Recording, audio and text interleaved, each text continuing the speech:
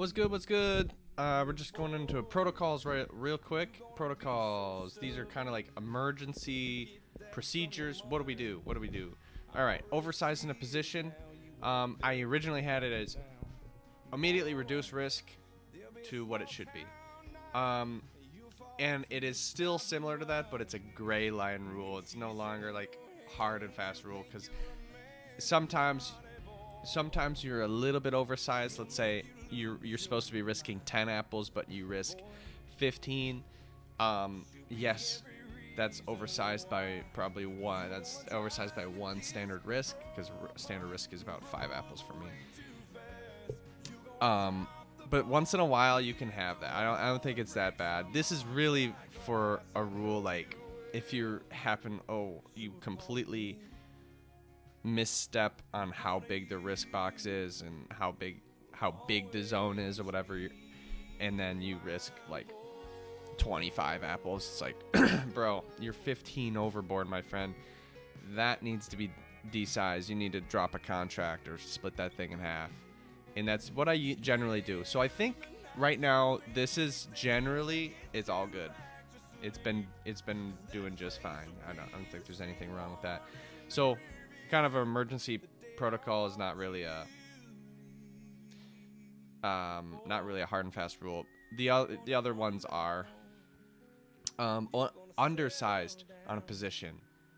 I'm supposed to be having 2 contracts. All right, let's load up 2. Wrong. Undersized on a position, let it be, let it ride. We do not add to positions. I repeat, we do not add to the positions. It does not matter if it's at break even. Okay? It's a mental thing. It's not only a financial aspect to no adding to positions, but it's also a mental thing where if I were to add, okay, what if it's not exactly at break even where I got in the first contract? Okay, then what happens? How are you supposed to account for where you randomly get in to add to the position, and what is causing you to put in more money? It's gonna make me think that there's more freedom. You give me an inch, I ask for a mile. You give me an inch, you give me a little bit of an in that I can add to positions. My friends, this is going to be very difficult to track because I'm going to be in a position like, oh, it's a little against me. Okay, or it's a little for me. Let's say I can only add to positions if it's for me. If it's going my direction, which is what the books say. If I do that, there's going to be, how am I going to account for it? I don't scale out. I don't want to complicate things. And otherwise, I'll just be wanting to get in more every time. So that's it. We have the trade, and the trade is set, and it's concrete, and the concrete is no longer wet. The concrete is dry, and that's it. It's hard concrete. There's no modifications. So and we just let the thing run and ride. That's what happens. Let it be, let it ride. No adding to positions. And this is something that I have been not only working on, but I actually have been successfully working on. There's a difference. Every time I want to add to position, no, done. I don't add. I don't remember the last time I added, actually. So that's a good thing. All right, internet dies. Next protocol, internet dies. Immediately go on your phone, get in cellular data, go in the app, and make sure your stop is there. If your stop is not there, find it on the chart, because the chart doesn't disappear unless your computer dies too. Then, in that case, make sure a stop order is there. If the stop order is not there, because TradeStation is server-based, that means your stop orders, if your computer dies or whatever happens, a missile hits your house.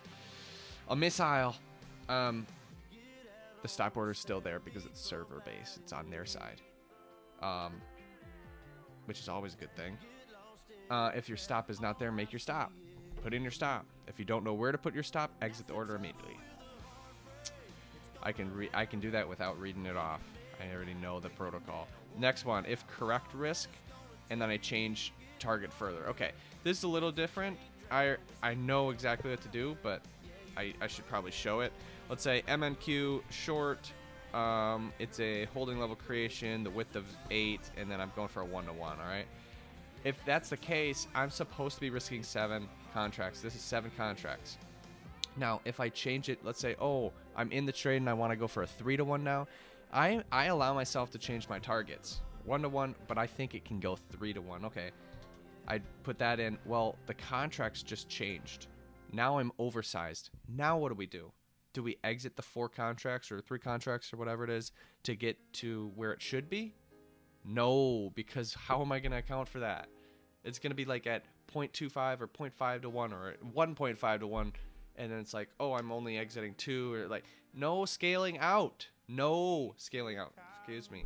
Just no scaling out, please. So what we do is it's at 1-to-1 in order to ensure that I'm not oversized. This is actually the size that I should have. So I go and I paste just the values so this doesn't automatically change. I change from 1R to 3R target, and I'm still supposed to be risking 7 contracts. So now I don't disrupt if I'm oversized or am I not. I'm perfectly sized, even though it's a 3-to-1. And I trust myself not to take advantage of that. I'm like, oh, I'm going for a 1-to-1 so I can have more size on, and then I change it to 3-to-1. Look, I'm not tricking myself, man. You can't be tricking yourself. There we go.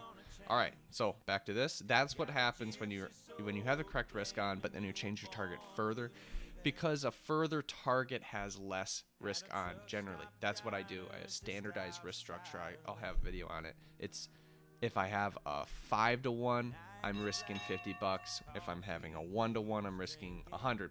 You know what I'm saying, or whatever it is.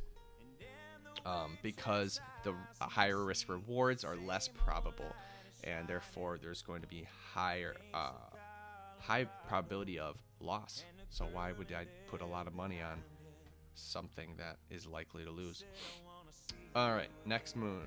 The next protocol. If after winning session in live you mistakenly trade again in simulator, thinking that you're in the live setting, in the simulator session. So when I'm trading live, this happened yesterday. I'm up 20 apples. Oh, I'm supposed to be done. Yep, I'm done. All right, changing to simulator, and let's go. Let's continue trading. Boom, I trade again, and I look. Wait, I didn't actually switch to simulator. Oops, I'm still in the live setting. Oh no, now what? Exit immediately. It doesn't matter the profit loss. It does not matter. Exit immediately, and I didn't do that yesterday, and it went against me.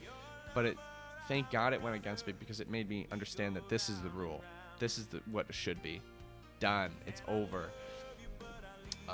Exit immediately, and what happens then is if you're up 20 apples and then you exit immediately, and let's say you're down 10 apples, boom, you're up 10 apples on the day. That means, hey, well, I still have 10 more to go to get back to 20, right? To get back to my session gain limit, my target. Wrong. You're done. You're done at plus 10 then. And just swallow the loss. That empty, that weight in your gut, that feeling of a loss, just fucking take that shit in, boys. Take that shit in. It's a loss, boys. It's a loss. No problems. And then just wait till next session. It's a reset. It's a clean slate. I love clean slates. Thank God for clean slates. Next session is starting at 0, man. There's no problems. All right. Next is if you start trading in the simulator but you thought you were in live, that's okay. Just switch to live and start over.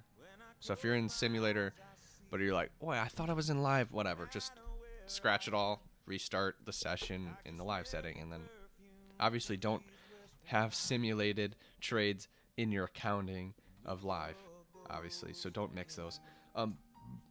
Another one that brings me to another point is no multiple trading, no multiple live accounts. This is a big one. I just realized this when I just was in a trade in my other live account, because I have a live parent account and then a few different live accounts within that parent account. And one of them, I was taking a higher time frame trade, and then the other one is my main account, which I trade every day. And it's like, if I'm losing in one of them, I want to make more in the other one, and they start competing interest, and it's like, it's taking water. It's let's say this is a tree. It's one of a branch. It's a branch from a tree. I only want one branch. You know what I'm saying? Like, the tree's growing. Let's say it's an adolescent tree. The tree's growing, but then it starts splitting. It's like, no, we cut that shit off, and we only want one tree. So all the nutrients go to one tree. We're working on one thing at this moment in our lives. One thing and one thing only, and that's our live account. It does not matter about the other accounts at this point in time. That's subject to change someday, but not today. Not today. Just have all your focus on one thing and do it to the best of your ability. And that's what my goal is. If you start trading, yep, that's it. If you trade in the other account in live, exit immediately. So if you do happen to like, oh, oops, I had the wrong account selected, boom, just exit immediately. There is no continue the trade. There's, oh, it could work. Nope. There's no imagination here, gentlemen. No imagination. It's exit immediately. I don't want imagination. Oh, it could work though. I don't care, dude. I don't care. No imagination. Sorry, I'm harsh, but that's the way trading has to be. Because once you give them an inch, they ask for a mile. You give a little bit of hope to a trader, it's like, oh, but it could go this way, it could go that. Bro, you'll never stop. Just cut that shit off now. Cut it off. It hurts. Rip the band-aid off. Whatever. Move on. If the trade goes past your stop and before you could place it, again, this is another one that, it went, okay, let's show it. For example, let's say I'm short at this high, right?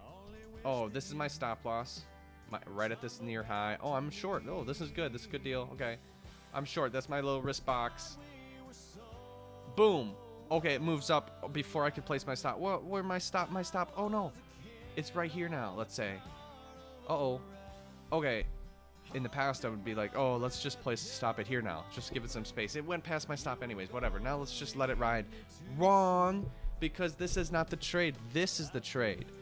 This gigantic box is not the trade. That's not what I asked for. That's not what I ordered, man. So this is the trade.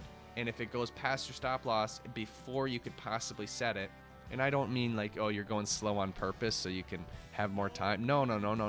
There's no bullshit. You put your stop right away, but oh no, it went past my stop before I could place it. And then like, wait a second, it's past it. Boom, boom, exit immediately. Just market order out and do the accounting. Your accounting will be like, oh, I lost right there or something because it just jammed upwards before I could place stop. This is emergency protocol. More than 90% of the time I have my stop already in place. So generally that's what happens, but sometimes it moves quickly and sometimes it just doesn't, I can't get to it, and there's no problem with that. But generally that's what you do. Exit immediately. There is no imagination of like, oh, it could go lower, but whatever, let's just leave it be. No, it's over. Just exit immediately and pick up the pieces. Just pick up the pieces once you get back. All right, that's it. That's it for emergency protocols. Till next time, peace and harmony.